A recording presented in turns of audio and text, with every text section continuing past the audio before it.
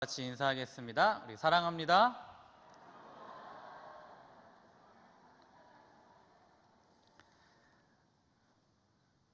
우리는 누군가의 열심으로 여기에 서 있다라고 말할 수 있습니다. 사랑하는 여러분은 누구의 열심으로 여기에 서 계십니까? 우리 예수님의 열심이다라고 말할 수도 있겠죠. 또 오늘 어린이 주일이고 우리 화요일에는 어버이날인데 또 많은 분들은 우리 부모의 열심으로 인해서 내가 이곳에 서 있었다라고 고백할 수도 있을 것입니다. 우리 15일에는 우리 스승의 날이죠. 스승의 열심으로 인해서 내가 여기에 서 있었다라고 말할 수도 있을 것입니다. 엄마에게 그 카톡으로 글이 왔습니다. 근데 그 글을 보니까 제 울산에 사는 제 여동생이 있는데요. 지금 사모하고 있는데요. 그 동생이 썼던 글이었습니다. 그 글을 쭉 보면서 나도 누군가의 열심으로 여기에 서 있구나라는 것을 깨닫게 되었습니다. 고민을 많이 했는데 읽을까 말까 고민하다가 부끄럽고 또 긴 글인데 또 어버이 주일을 또 기다리면서 한번 읽어보면 좀 좋을 것 같아서 제가 좀 나눠드리도록 하겠습니다. 자막이 있네요. 보이시나 모르겠는데요. 제가 좀 긴데 한번 읽어드리겠습니다. 내가 어릴 적 우리 집엔 특이한 문화가 있었다. 매주 토요일 늦은 오후가 되면 내 식구가 목욕을 간다. 남자들은 빨리 씻으니 1시간이면 족하지만 여자들은 2시간도 모자라다. 타협점을 찾아서 항상 1시간 반 후에 목욕탕 로비에서 만나기로 한다. 엄마랑 목욕을 끝내고 부랴부랴 나가면 어김없이 남자들은 서성이고 있다. 저랑 저희 아버지입니다. 내 식구는 모두 머리를 축축 부스스하고 벌개진 볼로 고민 않고 향하는 다음 장소는 부부돌구이다. 종이장처럼 얇고 둥글둥글 말린 대패 삼겹살집이다. 순식간에 구워지는 고기와 불판에 비벼먹는 볶음밥은 매일 먹어도 좋겠다 싶었다. 여태껏 이해 안 되는 것은 깨끗하게 씻고 나서 왜 기름과 냄새를 뒤집어 썼나 싶은 거지만 30여 년 인생의 추억 중에 꼽을 만큼 좋아하는 기억이다. 그런데 마음 한켠이 이상하다. 두툼한 소고기 대신 얇디 얇은 삼겹살이 특별 행사 메뉴였던 데는 이유가 있으리라는 하는 마음일 것이다. 다른 추억을 더 읊어보자면 그 다음은 단연 팥빙수다. 옥상 아랫집에 살던 때다. 대패 삼겹살 먹던 그 시기다. 엄마는 여름이면 큰 솥에 팥을 썼다. 옥상이 받는 열기는 고스란히 우리 집으로 내려왔다. 여기에 팥쑥기라니 제대로 이열치열이다. 팥이 다 끓으면 엄마는 식힌 팥을 조금 덜어 믹서기로 갈았다. 팥맛은 좋은데 팥이 꺼끌거리는 걸 싫어하는 나를 위해 팥을 초코 시럽처럼 만들어줬다. 제 동생이 이렇게 예민해요. 이모가 준 팥빙수 기계로 얼음을 갈고 우유 조금 미숫가루 팥 레시피는 이게 끝이다. 조촐하지만 뜨거운 이 팥빙수는 에어컨 없는 옥상 아랫집의 찜통더위를 시원하고 따뜻하게 나게 했다. 엄마는 맨날 그랬다. 베란다에 눈이 내리고 새가 찾아오면 그걸 구실 삼아 아침을 기분 좋게 깨워줬다. 지연아 지연아 눈 온다 일어나봐. 지연아 지연아 참새가 들어왔어. 얼른 나와봐. 나는 눈도 제대로 못 뜬 채 베란다로 뛰어나가 놀았다. 샤시가 없어 베란다에 눈이 쌓이고 새가 들어오는 걸 보며 나는 세상에 이렇게 멋진 집이 있을까 생각하며 컸다. 엄마는 팩트 폭격, 세상 물정에서 나를 보호해줬다. 그래서 내가 제일 좋아하면서도 미안해서 못 보겠는 영화가 인생은 아름다워인가 보다. 엄마가 나를 온실 속 화초로 키웠을까? 누구든 청소년기가 빠르면 10대에 들어서면 엄마의 손으로 가려주던 현실을 직시할 만큼 키가 큰다. 나도 얼마 안 가 키가 많이 커버렸다. 그동안 안 보였던 현실에 압도되어 방황도 했다. 그런데 내 키가 거기서 조금 더 크니 현실보다 더 큰 사랑이 보였다. 요즘 많은 자녀 교육 지침서들은 자녀에게 가정의 사회적, 경제적 사정을 오픈하라고 한다. 자녀들의 관념을 현실적으로 잡아주란 의미인 듯하다. 하지만 손가락에 난 작은 상처도 무거워 잘 때까지 붙잡고 자는 아이들에게 현실은 견딜 수 없는 무게다. 이런 대세 앞에서 우리 엄마 그리고 엄마가 된 나는 시대에 역행하듯 하지만 여전히 우리 자녀들이 철없은 시기에 철없음을 지켜주는 게 엄마의 역할이라고 믿는다. 우리 엄마 덕에 나는 지금도 대패 삼겹살이 묘하게 맛있다. 오늘은 대패 삼겹살을 좀 드시고 싶으신가요? 진실을 중하게 여기고 팩트를 따지는 이 시대, 또 사소한 일만 있어도 페이스북이나 인터넷에 공론화되는 이 시대가 저는 개인적으로 점점 싫어지고 있었는데 이 글을 읽으니까 마음이 따뜻해졌습니다.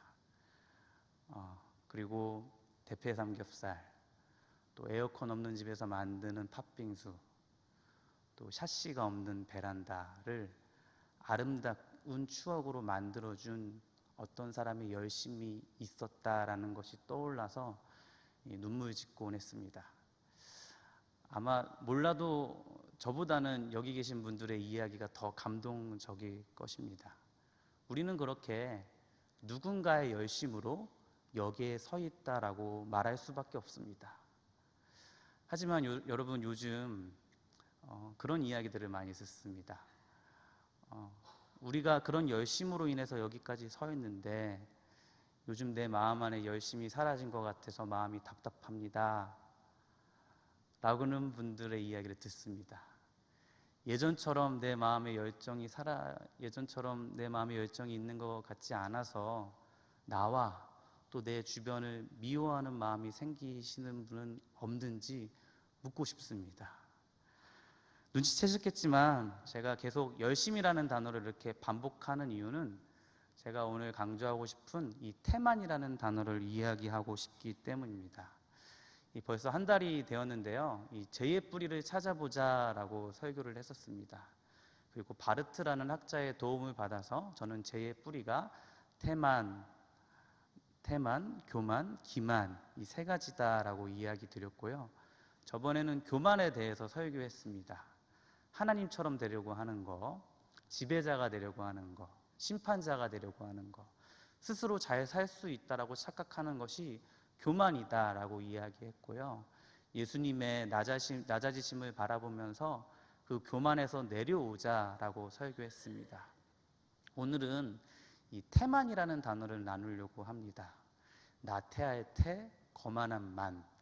그래서 나태와 비슷한 이 태만이라는 단어를 여러분들과 같이 나누고 싶은데요, 이 태만도 죄의 뿌리 중에 하나다라고 이야기 드릴 수 있습니다. 그리고 이 태만이라는 단어를 성경에서 잘 표현하고 있는 말씀이 전 재밌게도 오늘 같이 읽었던 본문 말씀 한 절이다라고 생각합니다. 이 본문 말씀 우리 같이 한번 다시 읽어보도록 하겠습니다. 내가 그들 중에 거할 성소를 그들이 나를 위하여 짓되. 이집트를 탈출했던 이스라엘 백성들에게 하나님은 성소를 지으라고 이야기했습니다. 출애굽기 25장부터 31장까지 또 35장부터 40장까지에는 이 성소를 짓는 이야기가 담겨져 있습니다. 성경에 꽤 많은 양을 차지하고 있죠. 그 시작이 오늘 25장 8절 말씀입니다. 근데 오늘 본문 말씀에서 저는 이 세 가지 단어가 제 눈에 들어왔습니다. 세 문장이죠. 그것이 무엇이냐면 그들이 끊고, 나를 위하여 끊고, 짓되라는 이 세 가지 이 단어입니다. 전 이 세 단어에서 우리의 태만이 드러난다라는 것을 신비하게 바라보게 되었습니다. 그것들을 좀 나눠보려고 합니다. 첫 번째는 그들이라는 단어입니다. 이 그들이라는 단어는 함께 살아가려고 노력하지 않는 우리의 태만을 지적하고 있습니다. 함께 살아가야 되는데요, 하나님이 모세에게 성소를 지라고 했을 때 너 혼자 성소를 지라고 하지 않으시고 그들이 나를 위해서 함께 지라라고 이야기하셨습니다. 그리고 정말 이 성소 성막은 한 사람을 통해서 지어진 것이 아니라 함께 같이 성전이 지어졌다라는 것을 성경으로 우리가 확인할 수 있는데요, 이 부살레가 오홀리압이라는 이 사람들이 성전을 같이 짓습니다. 그 중에 하나만 말씀을 읽어보면 내가 또 단지파 아히사막의 아들 오홀리압을 세워 그와 함께 하게 하며 라고 되어 있습니다. 하나님은 부살레가 오홀리압을 같이 사용하셔서 성전을 짓고 계십니다. 여러분, 우리는 이 나태와 태만을 아무것도 안 하고 게으름을 피우고 잠만 자는 것을 태만이다 라고 쉽게 착각하는데요, 사실은 뭔가 열심히 하지만 혼자서만 하는 것도 태만이다 라고 말할 수 있습니다. 왜냐하면 성경은 혼자서 일하라고 하지 않고 함께 일하라고 했기 때문입니다. 개인적으로 제가 제일 많이 찌르는 말씀입니다. 함께 일해야 되는데 혼자서만 열심히 하는 것도 태만인 거죠. 여러분은 일을 혼자 하는 것이 좋으십니까? 같이 하는 게 좋으십니까? 같이 하는 게 좋으시죠. 물론 마음이 잘 맞고 생각이 같고 하면 같이 하는 게 좋은데, 함께 하는 사람이 생각이 다르고 성격도 다르고 같이 해서 능률도 안 생기면 어떻게 하죠? 에이, 차라리 그냥 나 혼자 하고 말지 라고 생각합니다. 개인주의가 만연한 이 시대 속에서 함께 살아가는 것은 참 어려운 일이고 힘든 일이다 라고 말할 수 있습니다. 교회에 오면 우리는 하나다 라고 얘기하죠. 우리는 한 몸 된 공동체다 라고 말합니다. 근데 여러분, 중요한 것은 함께 하려는 그 과정이 없다면 그것은 거짓말입니다. 우리가 하나다 라고 말해서 하나가 됩니까? 아니죠. 함께 하려는 이 피나는 노력이 필요합니다.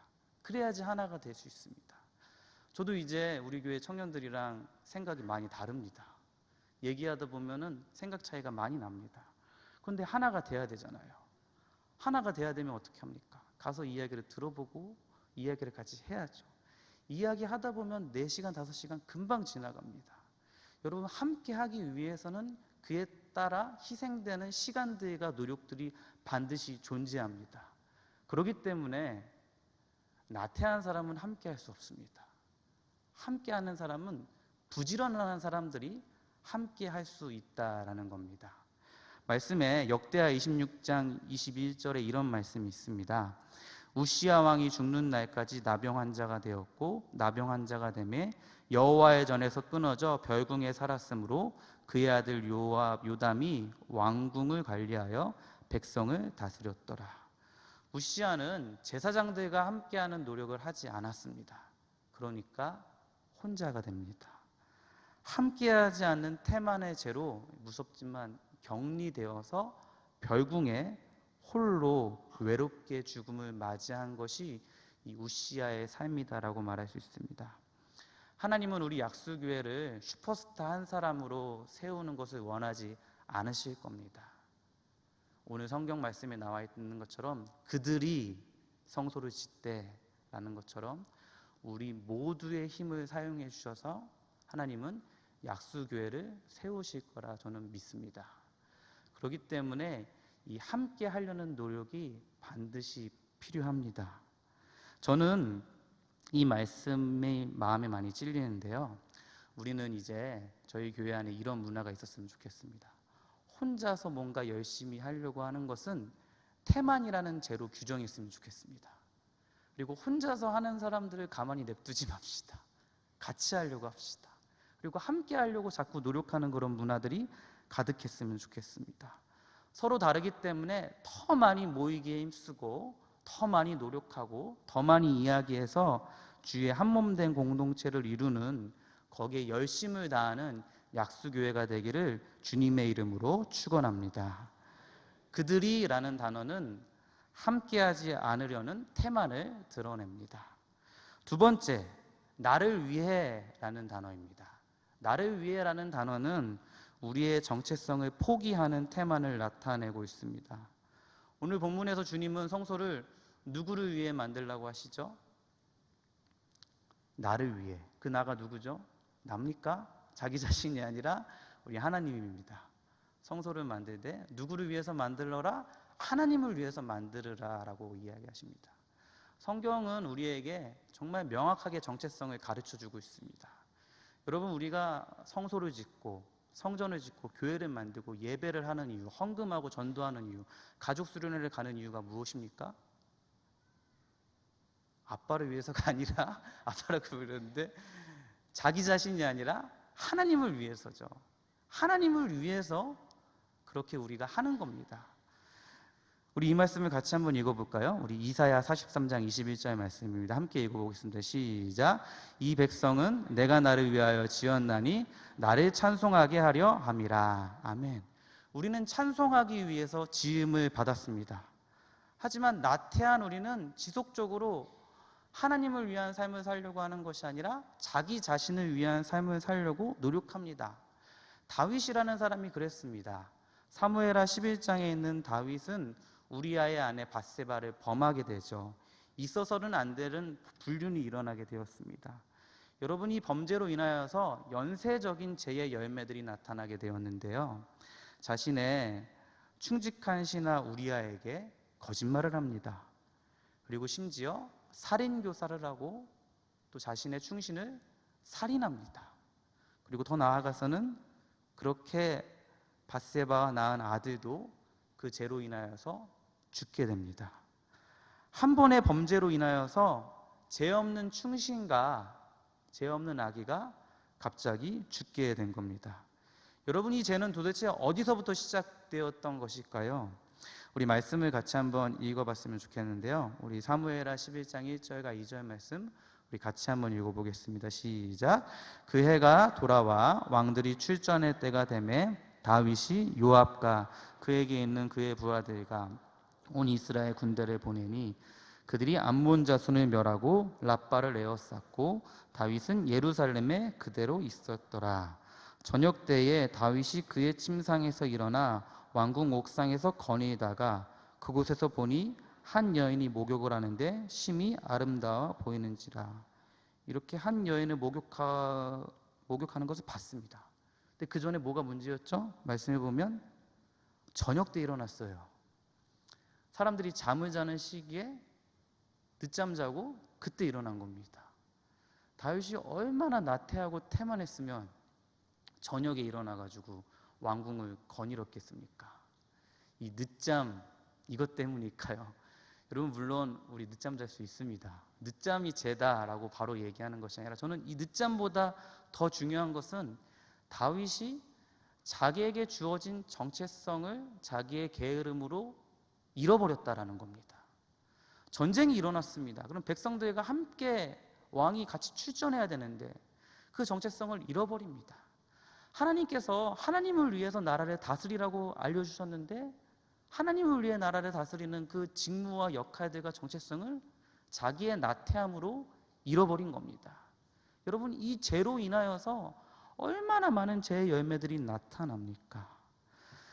주님을 위해서 늦잠 자는 것이 아니라 자기 자신을 위해서 늦잠 잡니다. 자기의 만족과 자기의 유익을 위해서 사니까 그 태만이 늦잠, 염탐, 불륜, 살인교사, 살인, 아들 사망까지 이어지게 된 겁니다.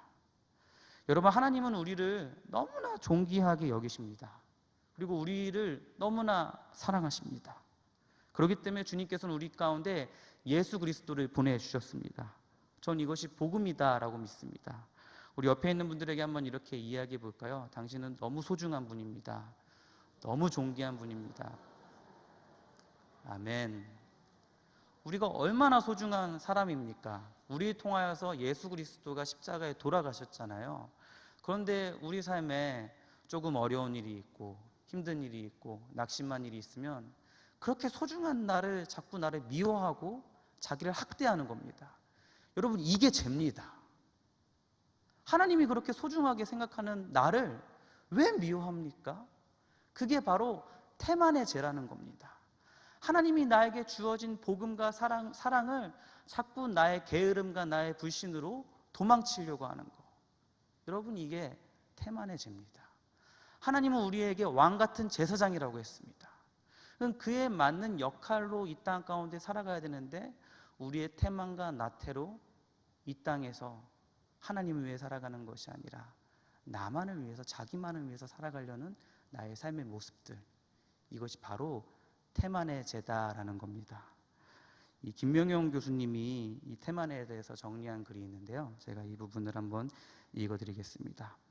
태만으로서의 죄는 복음에 대한 거절인 동시에 거룩한 삶에 대한 거절이다. 인간은 하나님의 은총과 성령의 도움으로 예수 그리스도를 본받아 거룩한 삶에 이를 수 있다. 인간은 저급한 존재가 아니고 고상한 존재이고 하나님의 뜻을 이룰 수 있는 하나님 나라의 일꾼들이다. 그럼에도 불구하고 인간이 스스로 고상한 삶을 거부하고 저급한 존재로 살아가고 하나님의 의를 이루지 아니하고 세상의 탐욕 속에 묻혀 사는 건 역시 태만으로서의 죄이다. 주님은 우리 가운데 성소를 하나님을 위해 지으라고 했습니다. 자기만을 위한 삶이 아니라 하나님을 위한 이 고상한 삶으로 우리를 초대하셨습니다. 근데 그 존귀한 부르심을 거부하고 자기만을 위해 살아가는 것은 저는 태만이다라고 이야기하고 싶습니다.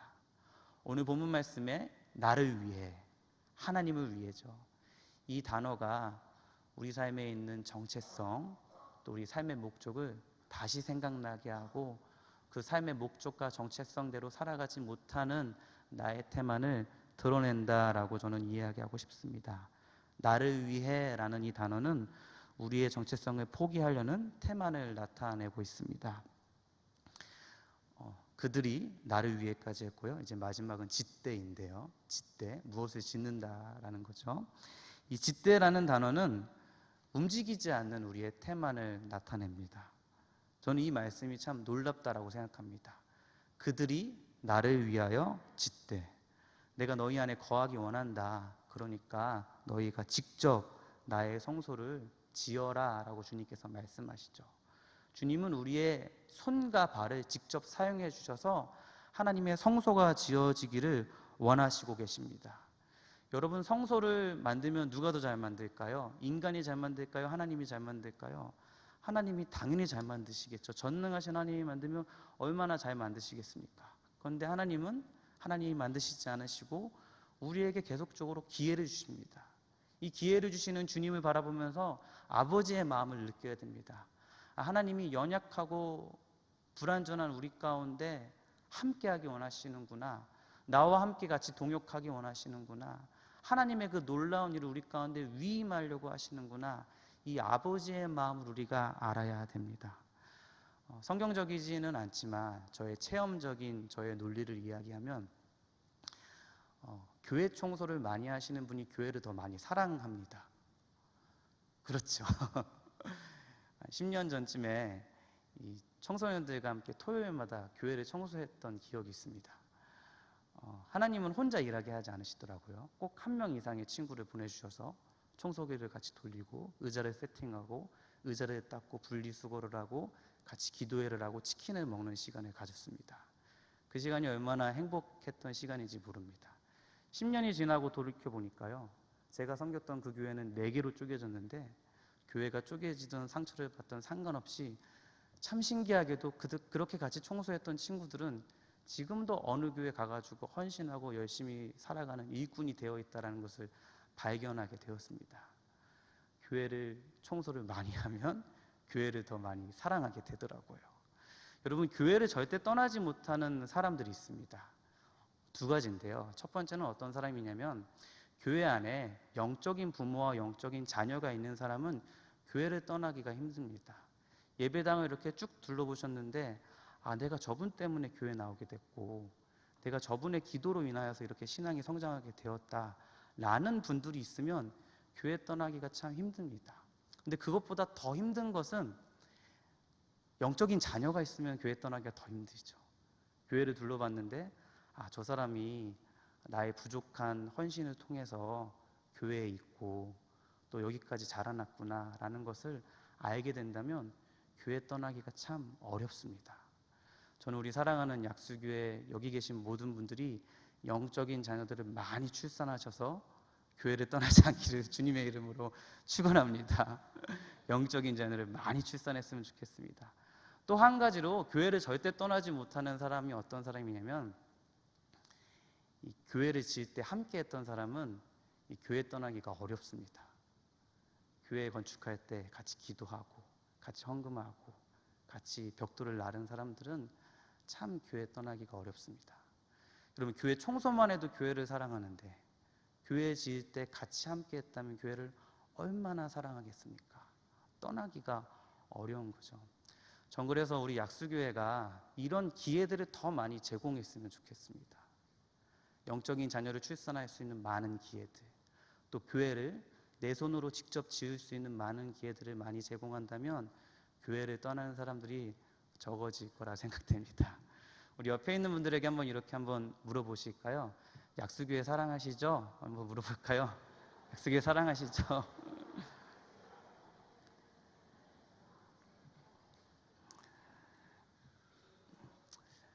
정직하게 고백하면 저는 개인적으로 꽤 오랜 시간 동안 이 교회에 대해서 부정적인 생각이 많았습니다. 우리 학교에서 신학교 다녔을 때 어떤 목사님이 와가지고 이런 얘기 하시죠.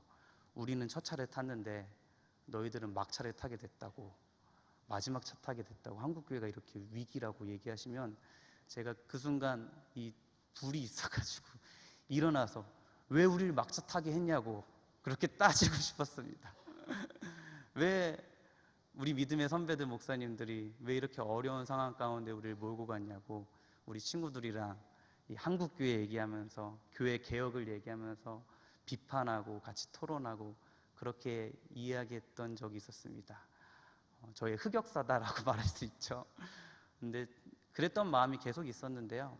하나님 신기하게 올해초에 저에게 이 한 단어를 가르쳐 주셨는데 그 단어가 마음에 새겨지고 난 이후에 제 생각이 참 많이 변하게 되었습니다.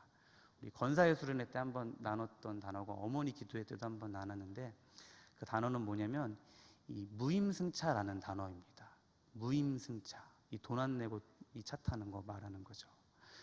하나님이 저한테 이런 마음 주셨습니다. 너는 무임승차한 목사라고. 그리고 교회에 계신 분들 무임승차하게 하지 말라고. 무임승차하게 하면 교회 그냥 쉽게 떠난다고. 같이 함께 교회 지어가라고 하나님이 저에게 그런 마음을 주셨습니다. 하루는 제 이 친구가 이 성수동에서 교회를 이제 이전하면서 교회를 다시 짓고 있는데요. 그 친구 보러 갔는데 교회 이렇게 새로 지을 때 얼마나 고생합니까? 이 작업복을 입고 건물 자재를 막 나르고 이 목수들과 같이 교회를 채워 나가고 있었습니다. 보면서 참 고생한다라는 생각하고 다시 저희 교회 와가지고 이 본당에 딱 앉았는데 갑자기 눈물이 막 주르륵 나더라고요. 저는 저의 믿음의 선배들 목사님들 막 욕하고 한국교회 얘기하고 교회개혁 얘기하고 그랬는데 제 마음 가운데 딱 들어왔던 생각이 뭐냐면 나는 무임승차한 목사다라는 겁니다. 내가 과연 뭘 했을까? 여러분, 저는 우리 약수교회 이거 세워질 때 전 이때 없었습니다. 교회 건축하는 시간에 저는 여기 없었습니다. 교회 건축을 위해서 저는 기도한 적이 없습니다. 교회 건축을 위해서 저는 헌금한 적이 없습니다. 그래서 저는 무임승차해서 그냥 이 너무 좋은 교회 이용하고 있는 거죠. 오늘 본문 말씀에 나오는 이 성소라는 이 단어는요, 이 성막보다 더 큰 단어입니다. 하나님이 임재하시는 곳입니다. 저는 교회가 이 건물만이 아니고 여기 계신 한 분 한 분이 다 교회다라는 생각을 합니다. 한 번은 제가 참 동역하시는 우리 장로님, 권사님, 집사님을 위해서 기도하다가 이런 기도가 터져 나왔습니다. 하나님, 제가 어떻게 이렇게 좋은 분들과 제가 동역하고 있을까요? 하나님, 어떻게 이렇게 많이 훈련받은 분들과 제가 이렇게 같이 동역하고 있을까요? 하나님, 저는 이분들을 위해서 기도한 적도 없고 이분들을 훈련시킨 적도 없고 지도한 적이 없는데 제 믿음의 선배들이 정말 그분들을 위해서 열심히 기도하고 훈련시키고 또 믿음에 있는 많은 권사님들과 장로님들이 한 사람 한 사람 너무나 귀하게 세워서 나는 정말 그냥 공짜로 무임승차해서 그분들과 동역하고 있네요. 여러분, 저는 압니다. 한 사람 세우는 게 여러분 얼마나 어려운 일입니까? 근데 우리 교회에 얼마나 많은 일꾼들이 있습니까? 무임승차 목사군요 라고 고백할 수밖에 없더라고요. 신방 가면요, 우리 집사님들 권사님들이 이렇게 예배상 깔아놓고 의자가 아니라 이 방석을 이제 깔아놓습니다. 그리고 재밌는 거는 신방 끝나고 다시 집에 돌아갈 때 되면 구두를 이렇게 돌려놓으십니다. 여러분, 이런 문화들이 그냥 절로 된 겁니까? 아닙니다. 교회에 있는 문화들이 절로 된 겁니까? 아닙니다. 그거 보면서 또 하나님한테 이렇게 고백했습니다. 하나님, 오늘도 무임승차했네요. 무임승차했네요.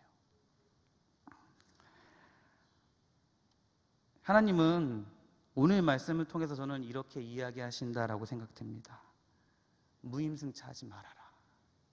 너의 손과 너의 발을 직접 사용해서 너의 송수를 지어라. 교회를 지어라. 그리고 사람을 세워라. 직접 헌신하고 직접 일해라 라고 말씀하시는 것처럼 저는 느껴집니다. 사랑하는 여러분도 이 무임승차라는 단어를 같이 마음에 담아봤으면 좋겠습니다. 태만하지 맙시다. 말만 하지 맙시다. 생각만 하지 맙시다. 그리고 무임승차하지 맙시다. 옆에 있는 분들에게 이렇게 한번 이야기해 볼까요? 무임승차하지 맙시다.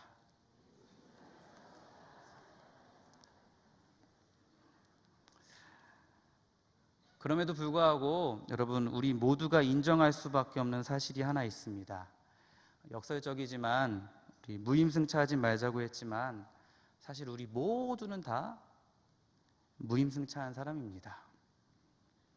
여러분, 우리의 힘만으로 어떻게 교회가 세워지겠습니까? 그렇죠? 교회 창립 때부터 계셨던 분들의 그 고백처럼 주님의 은혜가 없었다면 약수교회가 여기 있을 수 있었겠습니까? 우리의 행위가 아니라, 우리의 공로가 아니라 예수님의 전적인 은혜로 우리는 지금 여기에 서 있습니다. 그러기에 우리 모두는 주님의 은혜에 빚진 무임승차한 사람이다 라고 말할 수 있습니다. 그래서 약수교회 모든 성도분들의 전 고백이 이런 고백이 되었으면 좋겠습니다. 하나님, 제가 무임승차했습니다. 이제는 무임승차하지 않겠습니다. 하나님, 제가 무임승차했습니다. 이제는 무임승차하지 않겠습니다. 저는 오늘 본문 말씀이 이 내용과 같이 연결된다라고 생각합니다. 하나님은 이스라엘 백성들이 아무것도 하지 않았는데 그 안에 거하려고 하셨습니다. 그래서 사람들이 거기에 반응하여서 함께 주님을 위해 성소를 직접 지었다라고 저는 이야기할 수 있습니다.